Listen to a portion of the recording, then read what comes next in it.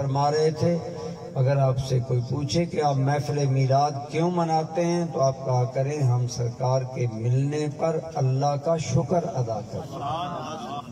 کیا کرتے ہیں بولیے؟ ہم اللہ کا یا اللہ تیرا شکر ہے کہ تو نے ہمیں اپنا محبوب عطا فرمایا۔ اور یہ الحمدللہ ایک حدیث پاک میں اشارہ ملتا ہے آپ کے اور میرے کریم آقا آپ صلی اللہ علیہ وسلم نے نماز عشاء پڑھائی، عام صحابہ نماز پڑھ کر گھروں میں چلے گئے، سرکار سنت نوافل گھر ادا کرتے تھے، چند صحابہ مسجد نبی میں بیٹھے ہیں حلقہ بنا کر۔ وہ صحابہ کہتے ہیں عشاء کے بعد یک لخت سرکار کریم کے در رحمت کا دروازہ کھولا، آپ کے باب کرم کا دروازہ کھولا، مبارک گھر کا کاشانہ رحمت کا دروازہ کھولا، حضور ہمارے اندر آ گئے۔ آپ نے ہم سے سوال کیا ما اجلسکم ہنا، اے لوگو یہاں اتنی رات گزر گئی تم کیوں بیٹھے ہو، کس کام کی وجہ سے رکے ہو؟ تو صحابہ کرام کیا جواب دیتے ہیں؟ عرض کیا یا رسول اللہ صلی اللہ علیہ وسلم نذکر اللہ تعالی ونحمدہ علی ما ہدانا لدینہ وما من اللہ علینا بکا۔ میرے آقا کریم صلی اللہ علیہ وسلم نے فرمایا، صحابہ نے عرض کیا یا رسول اللہ ہم یہاں بیٹھے کیا کر رہے ہیں؟ نذکر اللہ، ہم اللہ کا ذکر کر رہے ہیں۔ اب آپ بھی یہ کام کر سکتے ہیں لیکن اب چوتھا حصہ بھی نہیں بولے سبحان اللہ، سارے بولے۔ اب آپ نے اللہ کا ذکر کیا برابر آواز میں کہیں سبحان اللہ۔ صحابہ نے عرض کیا یا رسول اللہ ہم اللہ کا ذکر کر رہے ہیں، ایک بات، اور دوسری وَنَحْمَدُهُ عَلَى مَا هَدَانَا لِدِينِهِ، اللہ نے جو ہم پر کرم کیا، ہم جہالت میں تھے، اللہ نے ہمیں کفر، جہالت اور گمراہی سے نکال کر اپنا دین عطا فرما دیا۔ ہمیں اللہ نے اپنا دین دیا، ہم اس احسان پر اللہ کی تعریفیں کر رہے ہیں کہ یا اللہ تیرا شکر ہے ہم کفر کی موت نہیں مرے، ہم شرک کی موت نہیں مرے، ہم جہالت کی موت نہیں مرے، ہمارے اندر مصطفیٰ کریم آ گئے۔ یا اللہ تیرا شکر ہے کہ تو نے ہمیں دین دیا، وما من اللہ علینا بیکا، اور یا اللہ جو تو نے مصطفیٰ دے کر ہم پر احسان کیا ہم اس پر تیرا شکر ادا کریں۔ تو صحابہ کرام عشاء کی نماز کے بعد حلقہ بنا کر بیٹھ کر اللہ کا ذکر کر رہے تھے، اللہ کی تعریفیں کر رہے تھے اور اللہ کا شکر ادا کر رہے تھے کہ اللہ تعالیٰ نے ہمیں دین دیا، ہمیں پیغمبر کریم صلی اللہ علیہ وسلم دیے۔ تو میرے آقا کریم نے جو آگے بات کی صحابہ حیران ہو گئے۔ آپ نے فرمایا اے صحابہ کیا تم قسم دیتے ہو کہ تم اسی کام کے لیے بیٹھے ہو؟ صحابہ حیران بھی ہو گئے کہ سرکار سے ہم نے عرض کیا ہم ذکر کر رہے ہیں، مسجد میں اور انسان نے کیا کرنا ہوتا ہے؟ ہم نے یہ عرض کی جی یا رسول اللہ ہم قسم دیتے ہیں کہ ہم یہی کام کر رہے تھے۔ میرے آقا کریم صلی اللہ علیہ وسلم نے فرمایا اے صحابہ سنو، میں نے قسم اس لیے تم سے نہیں اٹھوائی یا قسم اس لیے نہیں دی کہ تم نے غلط بات کی ہے یا تمہاری بات پر شک تھا، بلکہ فرمایا اے صحابہ میں جاننا چاہتا تھا تم وہ کون سا پیارا عمل کر رہے ہو جس عمل پر داد دینے کے لیے رب جلیل نے میرے پاس جبریل بھیج دیا ہے۔ ابھی میرے پاس آشانہ رحمت میں جبریل آئے، میرے در کرم پر جبریل آئے اور آ کر تمہارے بارے میں مجھے خبر دے گئے اب اے میرے دوستو ذرا سنو، حضرت جبریل کیا خبر سرکار کو دے کر گئے ان صحابہ کے بارے میں جو عشاء کے بعد مل کر مسجد نبوی میں بیٹھے ہیں، اللہ کا ذکر کر رہے ہیں، دین ملنے پر اللہ کی تعریفیں کر رہے ہیں، مصطفیٰ کریم کے ملنے پر اللہ کا شکر ادا کر رہے ہیں۔ ان کے بارے میں میرے کریم نے کیا فرمایا؟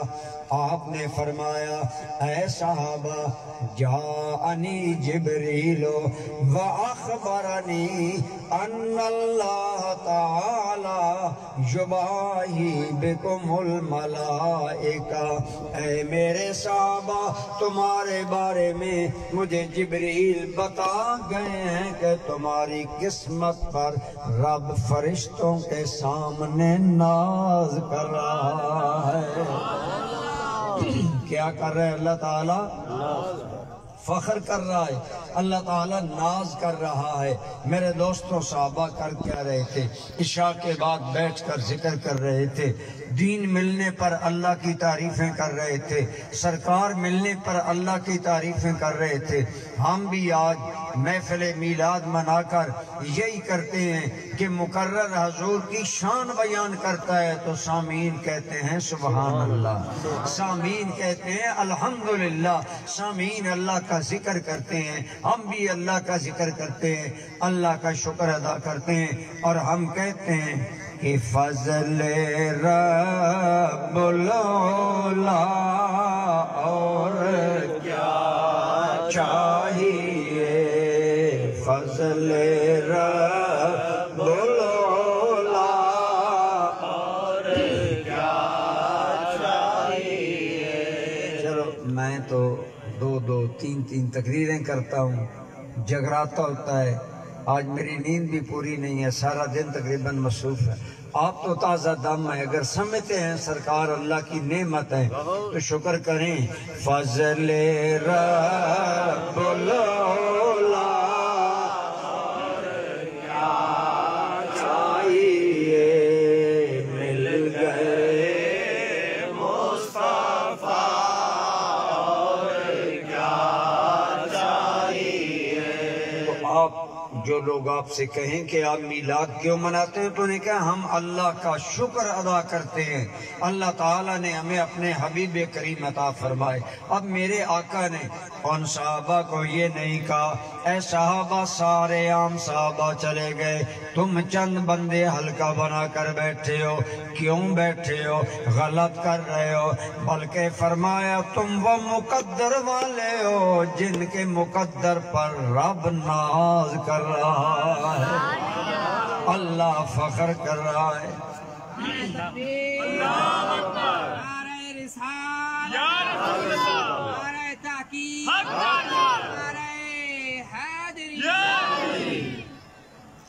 نعرہ سارے نہیں لگاتے، آپ کو شرم آتی ہے، میلاد کا مہینہ بھی ہے تو نعرہ تو ذوق کا لگا۔ نعرہ تکبیر،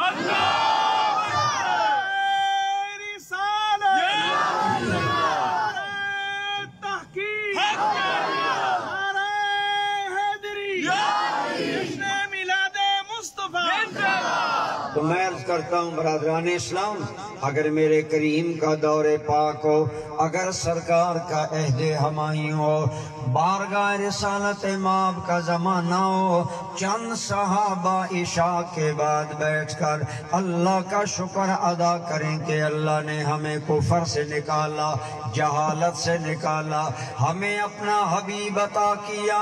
وہ لوگ اگر قسمت والے ہیں تو جو آج مادیت کے دور میں اللہ کا شکر ادا کرنے کے لیے جمع ہوتے ہیں، وہ لوگ بھی قسمت والے ہیں، وہ لوگ بھی مقدر والے ہیں۔ لہذا میلاد منانا، اس میں آنا بیٹھنا، یہ اللہ کی قسم اپنی قسمت کو سنوارنا ہے۔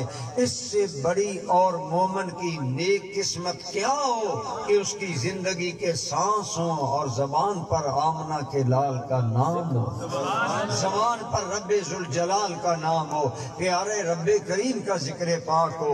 تو دوستو یہ ہے، لیکن میں عرض کروں گا یہاں تک کہ حضور کے آنے کا ہم پر جو رب کا احسان ہے اس کا صرف یہی تقاضا نہیں میلاد کے جلسے کریں، شیرینیاں کھائیں، جلوس نکالیں، نعرے لگائیں، بلکہ خدا را وہ کام بھی کریں، اس کام پر توجہ بھی دیں جو کام کرنے کے لیے حضور دنیا میں آئے۔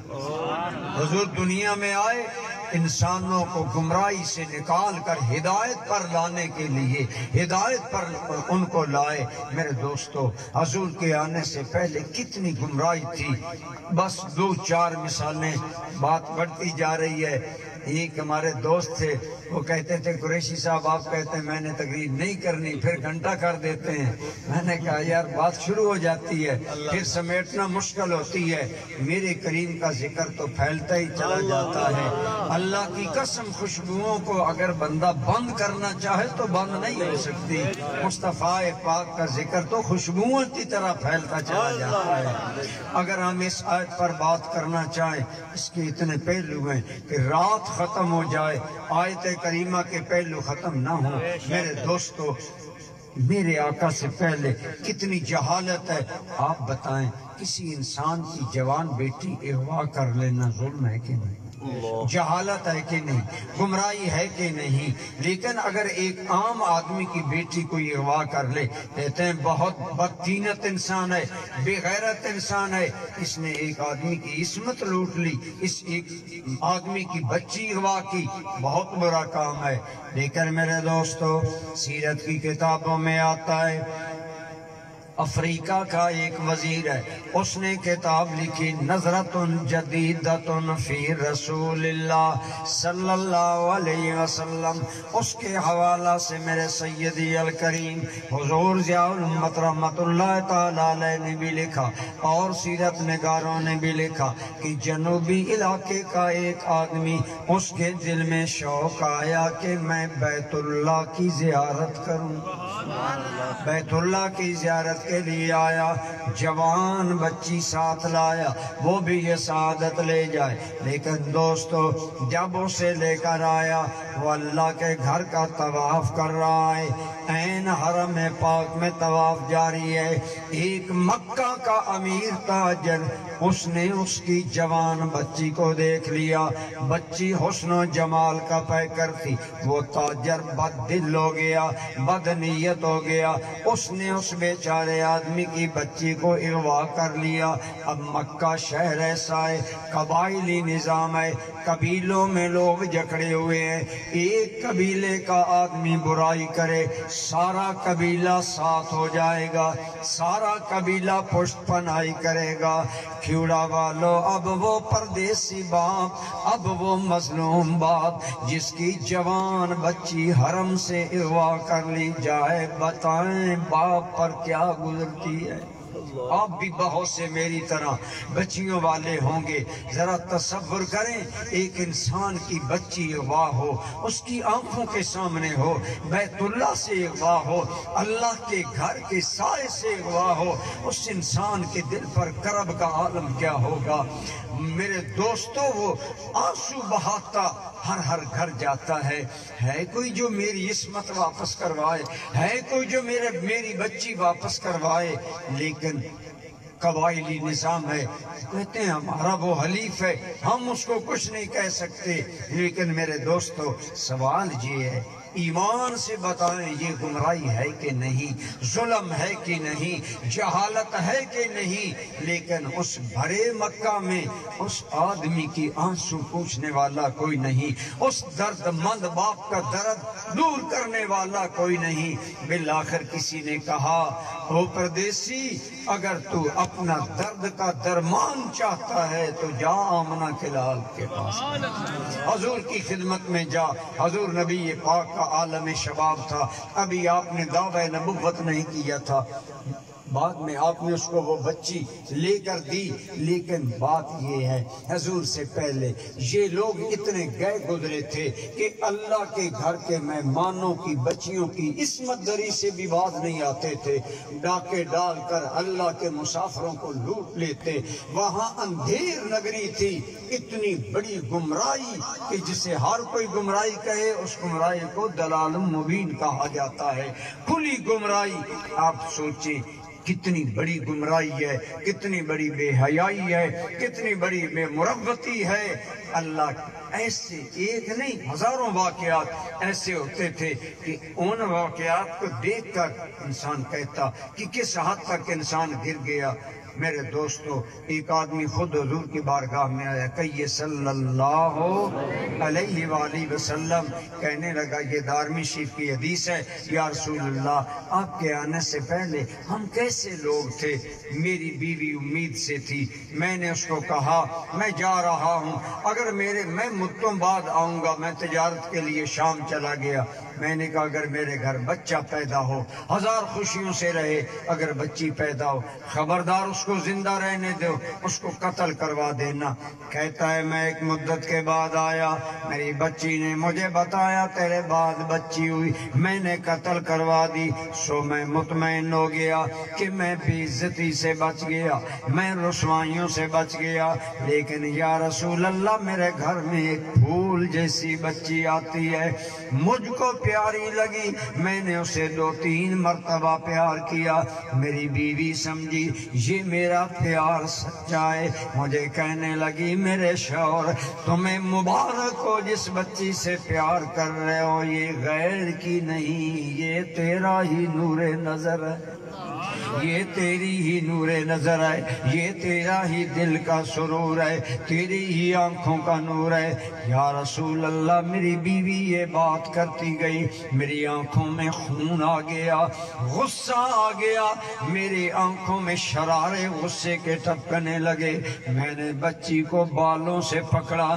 گھسیٹ کر لے گیا، اس کی چیخیں بلند ہو رہی ہیں، میرے دل پر کوئی رحم نہ آیا، میں نے خود گڑھا کھودا، گڑھا کھود کر اس کے اندر بچی کو رکھا، ہاتھوں سے مٹی کے ساتھ اس کو دبانے لگا، لیکن یا رسول اللہ وہ کہہ رہی تھی واہ ابتا، ہائے ابا۔ جب یہاں پہنچا وہ درد مند انسان، رسول رحمت کی آنکھوں سے آنسو جاری ہو گئے، جھڑی لگ گئی، نبی رحمت رونے لگے، آپ نے آنسوؤں سے جھانک کر سوال کیا کیا تمہیں ہائے ابا کے جملوں کا کوئی اثر نہ ہوا؟ کہنے لگا یا رسول اللہ اثر دل پر ہوتا ہے، ہمارے دل نہیں تھے، پتھر بن چکے تھے۔ ہے گمراہی کے نہیں؟ سوچیں، دھیان دیں۔ وَإِن كَانُوا مِن قَبْلُ لَفِي ضَلَالٍ مُبِينٍ، کھلی گمراہی میں یہ لوگ گر چکے تھے، بے حد گمراہ ہو چکے تھے، رب کو آیا کرم رحم مخلوق پر، فرمایا میں ایسا نبی بھیج رہا ہوں جو اس گمراہی سے نکال کر تمہیں اعلیٰ انسان بنا دے گا۔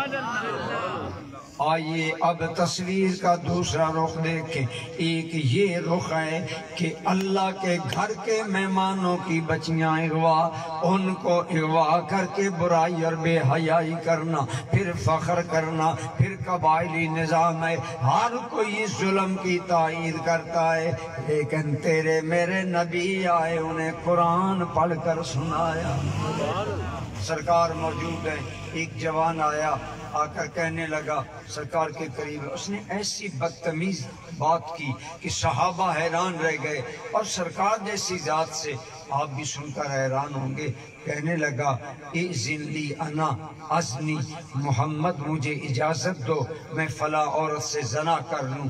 میرے کریم نے غصہ نہیں کیا، آپ رحمت للعالمین تھے، آپ صحیح مبلغ تھے، صحیح دین کا پیغام پہنچانے والے تھے، اس میں ہمارے لیے دین کا کام کرنے والوں کے لیے رہنمائی ہے۔ صحابہ کی آنکھوں میں غصہ دیکھ کر سرکار نے منع کیا، فرمایا میرے پاس آیا ہے، مجھ سے بات کرنے دو، قریب بٹھا لیا۔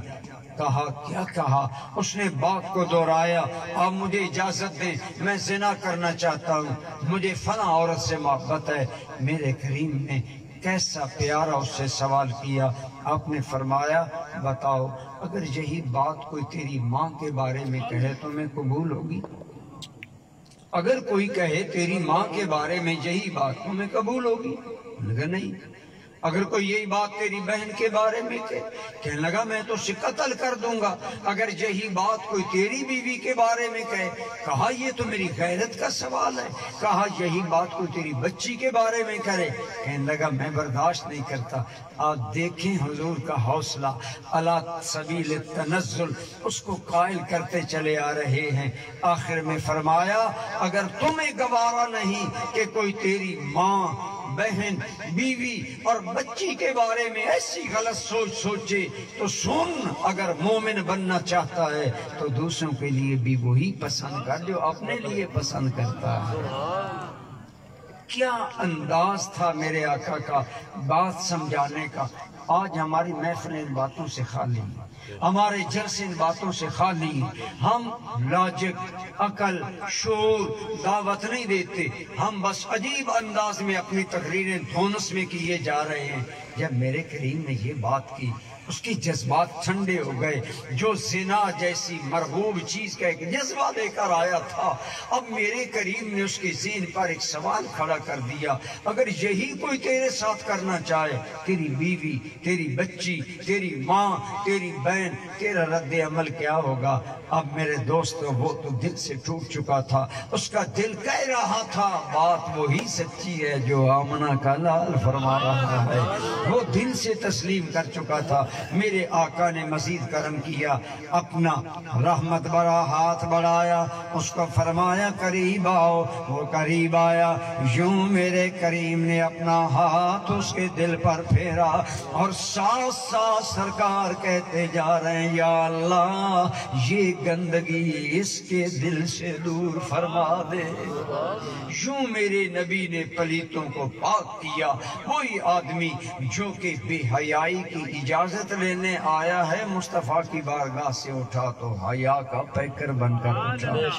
اسی شرم آ گئی، اسی حیا آ گئی۔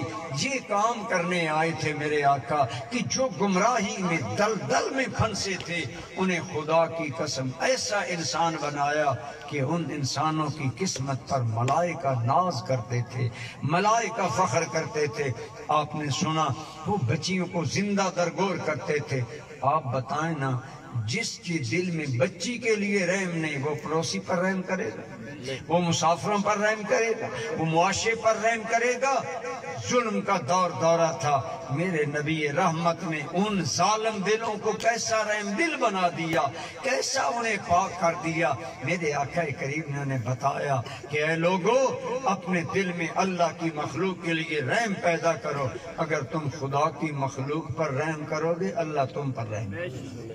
یہ سرکار کی تعلیم تھی، یہ قرآن کی تعلیم تھی۔ قرآن پڑھ کر حکمت دین سکھا کر حضور نے ایسا بنایا۔ ایک مرتبہ نا صحابہ کرام سفر میں تھے، جنگ میں تھے، جنگ کا پڑاؤ ڈالا، چھاؤنی بنائی کہ یہاں فوجی رہیں گے۔ چند ہفتے رہے، چند ہفتے جب قیام کیا، خیمے لگائے، گھر بنایا، وہاں رہے۔ پھر کوچ کرنا تھا، آگے جانا تھا جنگ کے لیے۔ جب آگے جانے لگے تو کمانڈر نے رات کو کہا صبح اپنے خیمے اکھیڑو، ہم نے آگے چلنا ہے، یہ علاقہ کور ہو گیا، فتح ہو گیا، ہم آگے چلیں گے۔ لیکن اہل کھیوڑا جب وہ لوگ خیمے اکھاڑنے لگے تو ایک خیمے والے آئے، انہوں نے کہا جہاں ہمارے دو خیمے ملتے ہیں نا وہاں ایک کبوتری نے گھونسلہ بنا کر انڈے دے دیے ہیں۔ اے کمانڈر اب بتاؤ ہم اگر خیمے الگ کریں تو گھونسلہ ٹوٹ جائے گا، انڈے ٹوٹ جائیں گے، اور اگر گھونسلہ رہنے دیں انڈے کبوتری کے بچائیں تو دو خیمے جاتے ہیں۔ آج کا دور تو نہیں کہ خیمے جلدی میں فیکٹریاں تیار کر دیں، وہ تو دور بڑا مشکل دور تھا، ایک خیمہ بڑا قیمتی ہوتا، بڑا مشکل بنتا۔ لیکن میرے دوستو وہی قوم جو اپنی بچیوں کو زندہ درگور کرے، چیخیں ان کے دل پر رحم نہ کریں۔ بچی ہائے ابا ابا کرتی چپ کر جائے، باپ کا ظالم دل نرم نہ ہو۔ اللہ کی قسم وہی دل میرے نبی نے کتنے نرم کر دیے۔ کمانڈر کہنے لگا او فوجیوں، خیمے نہیں اتارنے، ہم اس رحمت والے رسول کی امتی ہیں جو کبوتری کا دل دکھانے کی اجازت نہیں۔ یہ ہے اللہ اکبر، یا رسول اللہ، حق جاریہ، یا آپ ذرا سوچیں، کہاں اپنی بچی کی چیخیں، کہاں اپنی بچی کی آہو بکا، کہاں اپنی بچی کا ہائے ابا کہنا، اور باپ کہتا ہے میرے پہلو میں پتھر ہے نرم نہیں ہوتا، اور کہاں وہ صحابہ کہ کبوتری کا دل نہیں دکھاتے کہ کہیں خدا و مصطفیٰ ناراض نہ ہو جائیں۔ یہ ہے وہ تبدیلی جو کرنے کے لیے آمنہ کا لال آیا۔ آپ سوچیں حضور کا آنا احسان ہے کہ نہیں؟ کیسے رحم دل انسان بنے، کیسے اچھے انسان بنے۔ ایک نہیں، صحابہ کے ہزاروں واقعات رحم دلی آپ سنیں آپ دنگ رہ جائیں گے۔ صحابہ کرام کا انداز حیات کیا تھا، اتنے بدلے، اتنے رحم دل ہو گئے کہ خدا کی قسم ان کی رحم دلی، ان کے اخلاق پر اللہ کے نوری ملائکہ حیرت زدہ ہو جاتے تھے۔ حضور اس کام کے لیے آئے تھے۔ میں کہنا یہ چاہتا ہوں، صرف جھنڈیاں لگانا، صرف تبرک کھانا، صرف نعرے لگانا یہ حضور کی آمد کا مقصد نہیں ہے۔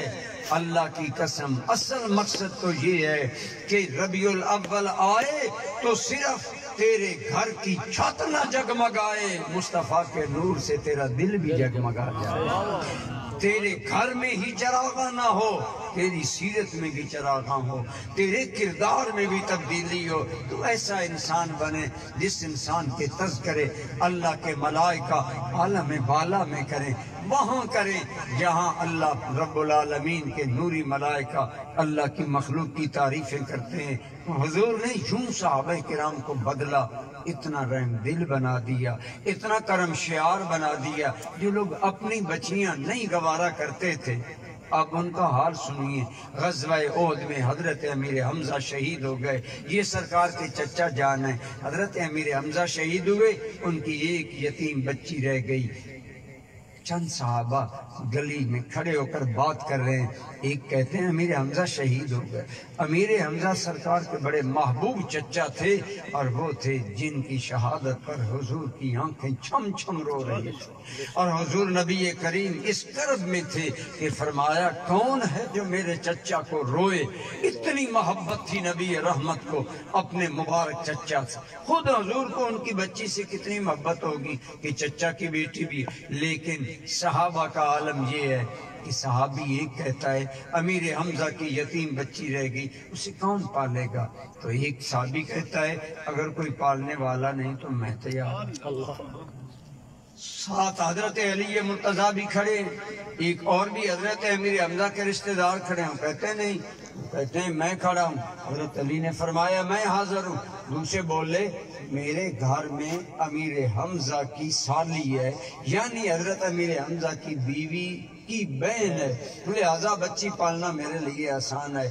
کہاں وہ لوگ جو اپنی بچی کو زندہ درگور کریں تو انہیں سوچنا ہے، کہاں وہ لوگ کہ ایک یتیم بچی کے لیے 3 انسان فکر مند ہیں کہ بچی پالنی کیسے جائے۔ یہ تبدیلی کیوں آئی، کیسے آئی؟ کاج زینوں کا زنگ اترا، بجھے چہروں پہ نور آیا، حضور آئے تو انسانوں کو جینے کا شعور آیا۔ یہ حضور کا کمال تھا، انہیں انسانیت سکھا دی، انہیں بتایا تم کیا ہو، ان بتایا کہ تمہارا مقام اللہ کی بارگاہ میں کیا ہے۔ وہ قوم جو کہ اللہ کے گھر کے مہمانوں کی بچیوں کی عصمت تار تار کرتی ہے، انہیں کوئی حیا نہیں آتا۔ کتنے باحیا بن گئے، کتنے نیک بن گئے۔ نبی رحمت صلی اللہ علیہ وآلہ وسلم کے صحابہ ایسے باحیا لوگ تھے، ایسے اچھے لوگ تھے۔ صحابہ تو صحابہ درکنار، جناب حضرت ایوبی، صلاح الدین ایوبی ہماری اسلامی تاریخ کا بہت بڑا ہیرو انسان ہے۔ جب اس کی فوجیں عیسائیوں کو ہر میدان میں شکست دینے لگی نا، عیسائی آج ساتھ سے نہیں کر رہے کہ تیرے موبائل میں بے حیائی فیڈ کر کے تیرے جوان بچے کی نظروں سے حیا چھیننا چاہتے ہیں۔ اس موبائل میں دلچسپی کا سامان ڈال کر یہ ظالم بچی کو ماں سے جدا کر رہے ہیں، بیٹے کو باپ سے جدا کر رہے ہیں، بھائی کو بھائی سے جدا کر رہے ہیں۔ نوخیز بچوں کے ذہنوں میں فلموں کے ذریعے ایسی فکر ڈال رہے ہیں کہ بچے اپنی زندگی سے بے خبر ہو رہے ہیں۔ یہ بہت بڑے انسانیت کے قاتل لوگ ہیں جو ایسے کام کر رہے ہیں۔ یہ پرانے زمانے سے سازشیں کرتے ہیں۔ عیسائیوں نے سوچا سلطان صلاح الدین ایوبی کی فوج جدھر منہ کرتی ہے فتوحات ہی فتوحات، تو اس کا راستہ روکنے کی سبیل ہے۔ ایک نے کہا ہاں ایک سبیل ہے، اس کا ہراول دستہ جو ہے نا وہ آگے بڑھتا ہے، پھر فوجیں بڑھتی ہیں۔ تو ایسا کرو جب کل وہ حملہ کرنے کے لیے آئیں تو حسن و جمال کا پیک کر حسین لڑکیاں تیار کر کے ان کے بدن ننگے کر کے بناؤ سنگار میک اپ کرا کے انہیں راستے میں کھڑے کر دو۔ جب اس کا ہراول دستہ ان کے حسن میں کھو جائے گا توجہ ادھر ہوگی، ہم حملہ کر کے انہیں پسپا کر دیں گے۔ لیکن دوستو انہوں نے دو روا لڑکیوں کو کھڑا کیا، لیکن سلطان صلاح الدین کا دستہ جب بڑھا تو پہلی نظر تو پڑتی تھی لیکن دوسری نظر جھک جاتی تھی۔ جب ان باحیا لڑکوں کی نظریں جھک گئیں، ان عیسائیوں کا پوپ دیکھ رہا تھا، پادری وہ دیکھ رہا تھا کہ سلطان صلاح الدین ایوبی کے فوج کا دستہ ہراول دستہ اتنا باحیا لوگ ہیں کہ لڑکیوں کو پہلی نظر دیکھنے کے بعد ان کی نگاہوں پر حیا کا پیرا لگ گیا ہے۔ اس نے عیسائی کمانڈر کو کہا ان سے جنگ کرنے کا خیال چھوڑ دو، میری انجیل بھی کہتی ہے جس قوم کی آنکھوں میں حیا آتا ہے رب اس قوم کو رسوا نہیں کرتا۔ وہ قومیں رسوا نہیں ہوتی، وہ قومیں ذلیل نہیں ہوتی۔ آج ہم مسلمان دنیا بھر میں کیوں رسوا ہے، کیوں پریشان ہے، کیوں ذلیل ہے؟ وجہ یہ کہ میڈیا ہمیں بے حیا کر رہا ہے، فلمیں ہمیں بے حیا کر رہی ہیں، ہماری تربیت نہیں۔ آئیے ہم جس رسول کا میلاد منا رہے ہیں وہ رسول تو وہ حیا والا ہے۔ اللہ کی قسم، آپ یہ عام واقعہ شاید آپ نے سنا ہوگا، سرکار رات کو نکلے کہ اب کافر زیادہ نہیں ہوں گے، میں بیت اللہ کا طواف کروں۔ سرکار بیت اللہ کا طواف کرنے اکیلے آ گئے۔ ایک کافر، اس کا نام اس وقت تھا فضالہ، وہ دیکھتا ہے، کہتا ہے میں نے دیکھا نہ ساتھ علی ہے، نہ ابو بکر ہے، نہ عمر ہے، اکیلا محمد آ رہا ہے۔ میں نے دل میں سوچا ان کے قتل پر تو 200 اونٹوں کا انعام ہے، آج موقع ہے، رات بھی ہے، اکیلے بھی ہیں، میں انہیں قتل کر دوں۔ کہتا ہے میں نے خنجر لیا، نیام میں ڈالا، نیام میں ڈال کر میں حرم کعبہ میں داخل ہو گیا۔ سرکار طواف کر رہے ہیں، فضالہ ایک اوٹ میں ایک کنارے میں چھپ کر بیٹھ گیا۔ جو رسول رحمت پشت دکھائیں گے میں خنجر مار کر شہید کر دوں گا۔ لیکن برادران اسلام، نبی رحمت صلی اللہ علیہ وسلم جب چکر کاٹ کر قریب آئے آپ رک گئے۔ اللہ نے آپ کو آگاہ فرما دیا، آپ نے فرمایا کون ہے یہاں چھپا ہوا، کون آدمی ہے؟ اتنی دیر تک حضور قریب پہنچ گئے۔ فضالہ تھا، فضالہ کہتا ہے حضور کے پوچھنے میں ہی اتنا جلال تھا کہ میں کانپنے لگا۔ آپ کی حدیث پاک ہے نا بخاری شریف کی، اللہ نے 6 مجھے وہ چیزیں دی جو اور کسی نبی کو بھی نہیں دی۔ ان میں ایک ہے نصرت بالرعب مسیرۃ شہر، میرا دشمن 1 مہینے کی دوری پر بھی ہو تو میری ہیبت اس پر طاری ہو جائے۔ اللہ نے سرکار کو یہ دبدبا، یہ رعب، یہ جلال دیا تھا۔ اب فضالہ کانپنے لگا. سرکار کریم صلی اللہ علیہ وسلم نے فرمایا کیوں یہاں بیٹھے ہو؟ کہنے لگا میں بھی آپ کی طرح عبادت و طواف کے لیے آیا. سرکار نے ہاتھ بڑھایا, خنجر پر ٹھکایا, فرمایا اگر عبادت کے لیے آیا ہے تو یہ خنجر کس لیے لایا ہے؟ اب جو رنگے ہاتھوں پکڑا گیا. جب فضالہ پکڑا گیا تو اور ڈر گیا کہ میری تو جو سازش ہے وہ حضور کے علم میں آ گئی. اب درد کہتا ہے میں سوچ رہا تھا اب محمد میرے ساتھ کیا کریں گے, لیکن سرکار کا کرم جوش میں آیا. فرمایا فضالہ کب تک کفر میں رہو, کب تک کفر میں رہو گے؟ حضور نے یہ کہہ کر مجھے پکڑا, سینے سے لگایا.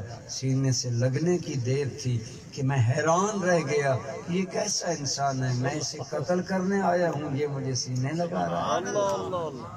کچھ ان کے خلق نے کر لی, کچھ ان کے پیار نے کر لی, مسخر اس طرح دنیا شہ ابرار نے کر لی.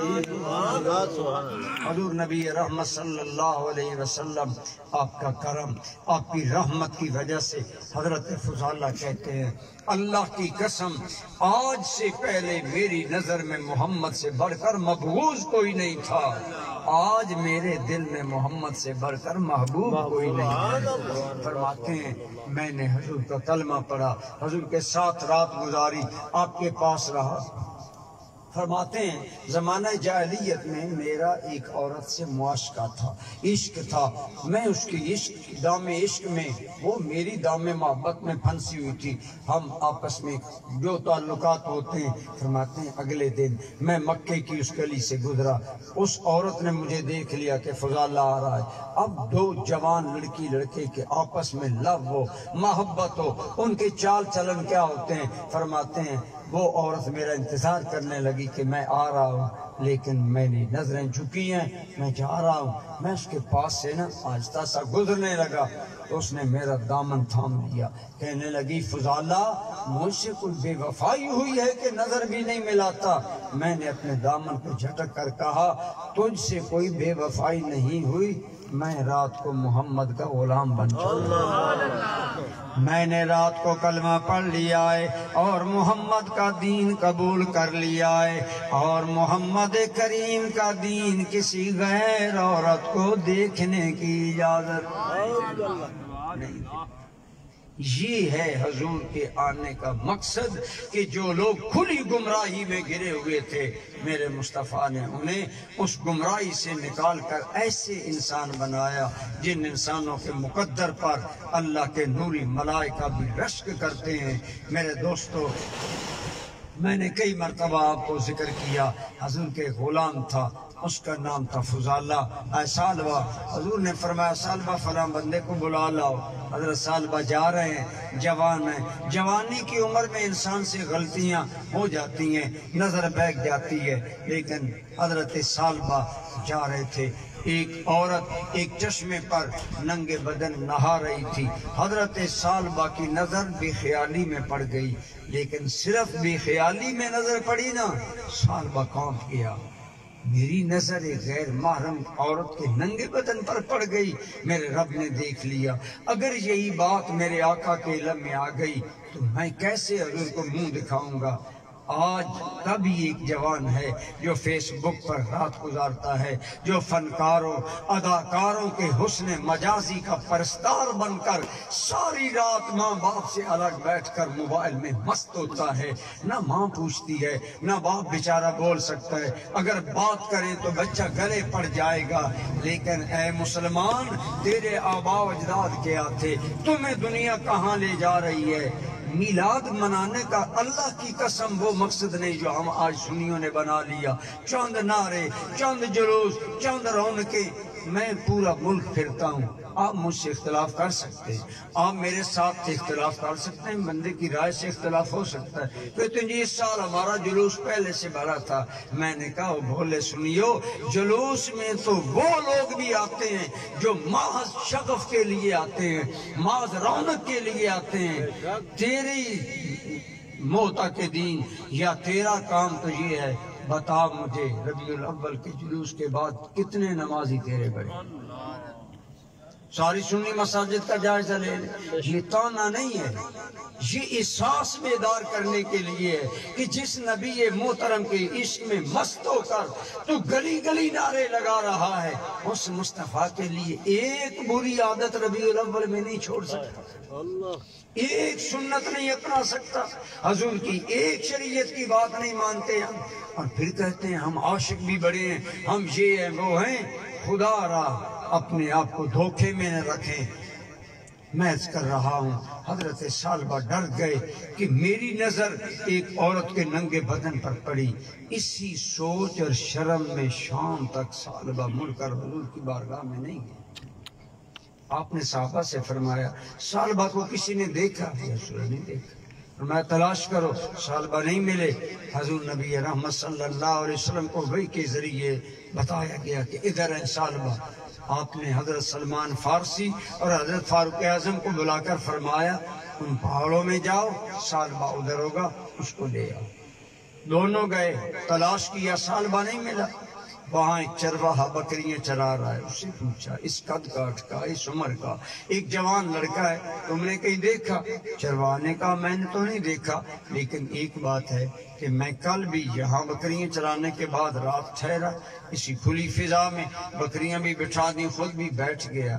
رات کے پچھلے حصے میں کسی بندے کے کراہنے کی آواز آتی تھی.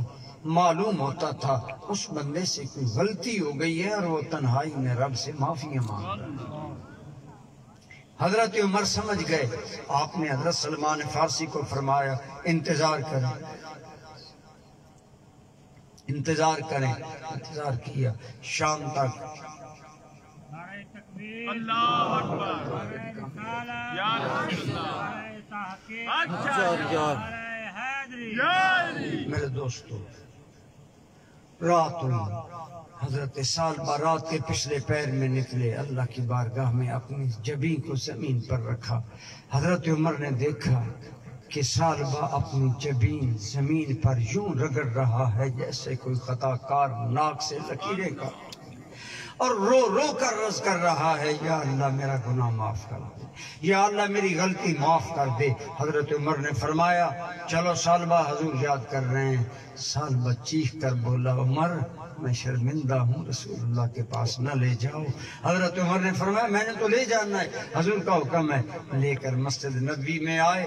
فجر کی نماز ہو رہی ہے. کیسا منظر ہوگا جس نماز کا امام آمنہ کا لال اور جس نماز کے مقتدی اصحاب ہوں، صحابہ کرام ہوں. حضور وہ آیات پڑھ رہے تھے. آج ہم نے چند آیتیں رٹی ہوئی ہیں نا، چند کل چند صورتیں، امام بھی مقتدی بھی ہم وہی پڑھتے ہیں اللہ ماشاءاللہ. حالانکہ آداب امامت میں یہ ہے کہ قرآن بدل بدل کر پڑھو اور قیامت پر مبنی آیات پڑھو، کیونکہ نماز میں بندے کا دل اللہ کی طرف لگا ہوتا ہے. جب قیامت پر مبنی آیات پڑھو گے اللہ ان کے دلوں میں رقت پیدا فرما دے. نماز حضور پڑھا رہے ہوں، قرآن حضور پڑھ رہے ہوں، قرآنی آیات جن کا تعلق اس بات سے تھا کہ انسان نے کل اپنے عمل کا اپنے رب کی بارگاہ میں جواب دے ہونا ہے. جب سرکار یہاں پہنچے تو صحابہ کرام پر بھی دقت ہوگی، لیکن ثعلبہ رضی اللہ تعالیٰ عنہ رونے لگے. روتے روتے بے ہوش ہو کر گر گئے. نماز مکمل ہو گئی. حضرت عمر نے عرض کیا یا رسول اللہ ثعلبہ کو لے تو آئے ہیں لیکن حالت بڑی عجیب. کیا یا رسول اللہ اسے ہوش نہیں ہے، روتا ہے. میرے کریم نے کرم کیا. میرے عزیز نوجوانوں، میرے آقا کا میلاد سننے والوں، توجہ فرمائیے. جس جوان کو اپنے گناہ کا احساس ہو گیا، شرمندگی ہو گئی، رقت آ گئی، میرے نبی نے کیسا نوازا. حضور تشریف لائے، ثعلبہ کا سر اٹھا کر اپنی گود میں سجا لیا. اس انسان کے مقدر کا عالم کیا جس کا سر رسول اللہ گود میں رکھے. حضور ہاتھ پھیر رہے، دلاسا دے رہے، میرے سالبہ اللہ تم پر رحم کرے، میرے سالبہ اللہ تمہیں معاف کرے. میں ایسی تمہیں دعائیں بتاؤں گا، اللہ تمہیں معاف کر دے گا. سالبہ فکر نہ کر. حضرت سالبہ نے سر کھینچا، زمین پر پٹخ لیا. حضور نے پھر سر پکڑا، گود میں سجا لیا. 2 مرتبہ جب ایسا ہوا، حضرت عمر نے ڈانٹ کر کہا نادان، رسول اللہ سر میں تیرے سر کو گود میں رکھتے ہیں، تو زمین پر گراتا ہے. دوستو کتنا احساس ہوا سالبہ کو. چیخ کر کہتا ہے عمر میرا سر ناپاک ہے، مصطفیٰ کی گود پاک ہے. کہاں وہ قوم جو اللہ کے گھر کے مہمانوں کی بچیاں اغوا کر لے، عصمت دری کرے، انہیں کوئی حیا نہ آئے. اور کہاں یہ با حیا نوجوان ایک غلط نظر اچک جانے پر رونا شروع کر دیا اور اپنے آپ کو اتنا ناپاک سمجھ رہا ہے کہ حضور کی گود میں سر بھی نہیں رکھنا گوارا کرتا. حضرت سالبہ کی چیخ نکلی، جان رب کے حوالے. کہاں وہ قوم، کہاں یہ حیا کے پیکر، کہاں یہ طہارت کے مجسمے، کہاں یہ نزاکتوں والے لوگ. خدا کی قسم سنیے، حضرت سالبہ کی تجہیز و تکفین کی تیاری ہوتی ہے. سرکار نے خود جنازہ پڑھایا. صحابہ کہتے ہیں حضور پورا قدم نہیں لگا رہے تھے زمین پر. یا رسول اللہ صلی اللہ علیہ وسلم، آقا آپ پورا قدم زمین پر نہیں لگاتے. سالبہ کے جنازے میں فرمایا لوگو میرے سالبہ کا یہ حیا، میرے سالبہ کا یہ احساس، میرے سالبہ کا یہ اللہ کی بارگاہ میں شرمندہ ہونا میرے رب کو اتنا پیارا لگا ہے کہ رب نے اس کثرت سے نوری ملائک کو بھیجا ہے کہ جاؤ، جا کر میرے سالبہ کے جنازے میں شامل ہو جاؤ اور میرے سالبہ کی روح کا استقبال کرو کہ میں پورا قدم بھی زمین پر نہیں ٹکا سکتا. فرشتوں سے بہتر ہے انسان بننا، مگر اس میں پڑتی ہے محنت زیادہ. یہ حضور کا کمال تھا. جو قومیں اتنی گئی گزری تھیں انہیں اتنا اعلیٰ انسان بنا دیا کہ ان پر خدا کے نوری ملائکہ بھی رشک کرتے ہیں، ناز کرتے ہیں. یہ ہے اصل احسان. لقد من اللہ علی المؤمنین اذ بعث فیہم رسولا. ایمان والوں پر اللہ کا اصل احسان یہ ہے کہ اس نے ایسا رسول بھیجا جو انہیں گمراہی سے نکالنے کے لیے آیا ہے. ہم میں سے کوئی جو اس حضور کے مشن حیات کو سامنے رکھے اور ارادہ کرے کہ میں نے کم از کم ایک گناہ سے توبہ کرنی ہے. اگر میں بے نماز ہوں تو میں نے نماز پڑھنی ہے. اگر میری آنکھوں میں حیا نہیں، آج کے بعد نگاہ مصطفیٰ کے حیا کا صدقہ میں نے با حیا بننا ہے. اگر میں ماں باپ کا نافرمان ہوں، قدر نہیں کرتا، تو میں نے مصطفیٰ کریم کے صدقے ماں باپ کا قدردان بننا ہے، خدمت گزار بننا ہے. لیکن میرے دوستو ربیع الاول آتا ہے، جیسے ہم ہوتے ہیں ویسے ربیع الاول گزر جاتا ہے. کل رب کو کیا جواب دیں گے؟ ہم حضور کے آنے کو احسان سمجھتے تھے. ہم پر اللہ کا احسان ہے، زبانی باتیں نہیں، عملی پریکٹیکلی. آئیے اللہ آپ کو اور مجھے سرکار کا نور ہدایت عطا فرمائے، اللہ سمجھ عطا فرمائے، اللہ ہمیں اپنی ذمہ داریاں سمجھنے کی توفیق. خدا کی قسم میرے آقا کے، اگر میں آپ پھر وہی کہیں گے کہ جی آپ بات پر آتے چلے جا رہے ہیں. حضرت جلال الدین سیوطی نے لکھا ایک مرتبہ مسلمانوں کی جنگ ہوئی کافروں سے. 3 بھائی قیدی ہو گئے. ان کو بادشاہ نے کہا عیسائی بن جاؤ، تمہیں معافی ہے، تمہیں بیویاں بھی دیں گے، دولت بھی دیں گے، عہدے بھی دیں گے. انہوں نے کہا عیسائی بادشاہ سن، ہم غیرت مند مسلمان ہیں، جان جا سکتی ہے، ایمان نہیں جا سکتی. اس بادشاہ نے 2 کڑا تیل کے گرم کروائے، ایک بھائی کو ڈالا، اس کے اندر ڈھونڈ دیا گیا، دوسرے کو ڈالا. جب تیسرے کو ڈالنے لگا، عیسائی بادشاہ کا وزیر کہنے لگا اگر اجازت ہو تو ایک بات کروں، بہت بچہ خوب روح ہے، بہت پیارا بچہ ہے، اجازت دو چند دن مہلت دو، میں اسے عیسائی کر لوں گا۔ بادشاہ نے کہا عیسائی کر لو، ہمارا تو مقصد ہی یہی ہے۔ جیسے اگر کوئی مسلمان ہو ہمیں خوشی ہوتی ہے کہ نہیں، اور اگر میرے ہاتھ پر کوئی مسلمان ہو تو حدیث پاک کے مطابق میری نجات کا سامان ہو گیا۔ ایسے عیسائی بھی اپنے مذہب کے لیے حریص تھے، اس نے کہا عیسائی بنا لو، اتنے دن کی مہلت ہے۔ اس وزیر کو خمار یہ تھا کہ اس کی بچی حسن کا پیکر تھی، حسینہ روزگار تھی، حسین ترین بچی تھی۔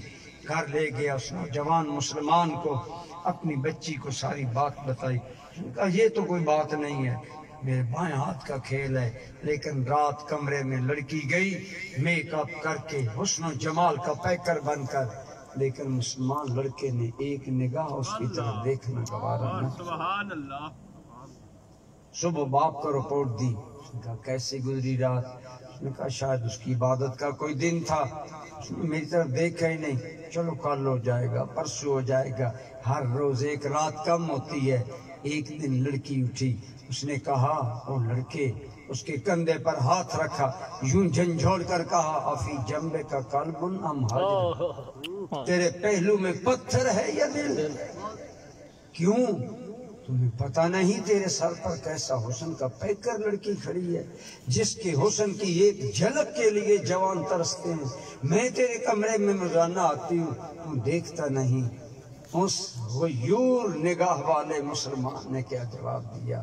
با حیا نگاہ والا، غیور دل والا، اس نے بڑی سادگی سے جواب دیا، میں تمہیں اس لیے نہیں دیکھ سکتا کہ تجھے دیکھنے کی مجھے میرا نبی اجازت دیتا، میرا دین اجازت نہیں دیتا۔ یہ تھے ہمارے آباء و اجداد حیا کے پیکر۔ لڑکی کہنے لگی سن، تجھے مہلت اس لیے ملی ہے کہ تو عیسائی ہو جا، اگر تو عیسائی نہیں ہوگا تمہیں بھی سزا ہوگی، تو نے بھائیوں کا انجام نہیں دیکھا، میرے باپ کو سزا ہوگی، مجھے ہوگی، اور اگر تو عیسائی ہو جائے میری جیسی پری پیکر لڑکی تیرے نکاح میں ملے گی، وزارت تمہیں دلائیں گے، دولت تمہیں دلائیں گے۔ مسلمان لڑکے نے کہا اگر یہ بات ہے کہ تو مجھے کہتی ہے میں عیسائی بن جاؤں، اب مجھے بھی حق ہے میں تمہیں کہوں کہ تم محمدی بن جا، تو میرے محمد کا کلمہ پڑھ لے صلی اللہ علیہ وآلہ وسلم۔ مسلمان لڑکے نے بڑے لاجک کے ساتھ بات کی، دلیل کے ساتھ بات کی۔ اس نے کہا اتنے دنوں سے تیرے عیسائی باپ چچا رشتہ دار تجھے پیکر حسن بنا کر میرے کمرے میں بھیج رہے ہیں، یہ ہے عیسائیوں کا کردار، اور ایک محمدی جوان کا کردار یہ ہے کہ اس خالی کمرے میں اتنے دنوں سے تیری عزت کا پہرا دے رہا ہے، تیری عصمت کی رکھوالی کر رہا ہے، تیری طرف ایک نظر نہیں دیکھتا۔ اب تو اپنے ضمیر سے پوچھ کر بتا مجھے عیسائی ہونا چاہیے یا تجھے محمدی ہونا چاہیے؟ دوستو دل سے جو بات نکلتی ہے اثر رکھتی ہے، پر نہیں طاقت پرواز مگر رکھتی ہے۔ جب جوان کے دل سے یہ بات نکلی لڑکی کی نظر جھک گئی، کہنے لگی اگر ضمیر کا فیصلہ کروں تو عیسائی بے حیا ہیں، محمد عربی کا جوان با حیا ہے۔ اے لڑکے اگر تیرے حیا کا یہ عالم ہے تو تیرے نبی کے حیا کا عالم کیا ہوگا؟ پڑھاؤ مجھے کلمہ، پڑھا لا الہ الا اللہ محمد رسول اللہ، کلمہ پڑھ کر مسلمان ہو گئی۔ امام جلال الدین سیوطی فرماتے ہیں وزیر کی وہ بیٹی تھی، راتوں رات استبل گئی، 2 گھوڑے منگائے، ایک اپنے لیے ایک شوہر کے لیے۔ جس جوان نے تنہائیوں میں اپنے نبی کے دین کا احترام کیا، حیا کیا، اللہ نے زندگی بھی ظاہری دنیا میں بچا لی اور وہ حور پیکر لڑکی بھی نکاح میں مل گئی۔ اللہ نے 2 جہانوں کی سرخروئی یوں دی کہ اس کے صدقے عیسائی لڑکی کو اسلام نصیب۔ سبحان اللہ۔ ہم یقین جانیں ہم اپنے مقام سے بے خبر ہیں، ہمیں پتہ نہیں ہم کیا ہیں۔ ہم آقا رحمت کے امتی ہیں، ہم رسول شرم و حیا کے امتی ہیں۔ آئیے اصل مقصود ان محفلوں کا یہ ہے کہ ہم بدلیں، ہم گمراہی سے نکلیں۔ اب دیکھیں نا گمراہی ہر دور کی الگ ہوتی ہے، آج ہمارے ہاں گمراہی جھوٹ ہے، بددیانتی ہے، بے حیائی ہے۔ نماز اتنے مسلمان مسجد میں ہوتے ہیں نماز کے ٹائم، گھر گھر سے ہر باپ کہتا ہے یہ پیر صاحب میری اولاد میری بات نہیں مانتی، نافرمان ہے۔ ان بچوں کی زندگی پر لعنت ہے جن کے باپ دکھی ہیں، جن کی ماں دکھی ہے، جن کے ماں باپ ان سے ناراض ہیں، اور ان احمقوں کو اپنے ماں باپ کی قدر نہیں۔ اس لیے آئیے، حضور کے آنے کا مقصد تو یہ تھا کہ لوگوں کو گمراہی سے نکال کر ہدایت کی طرف لائیں، اور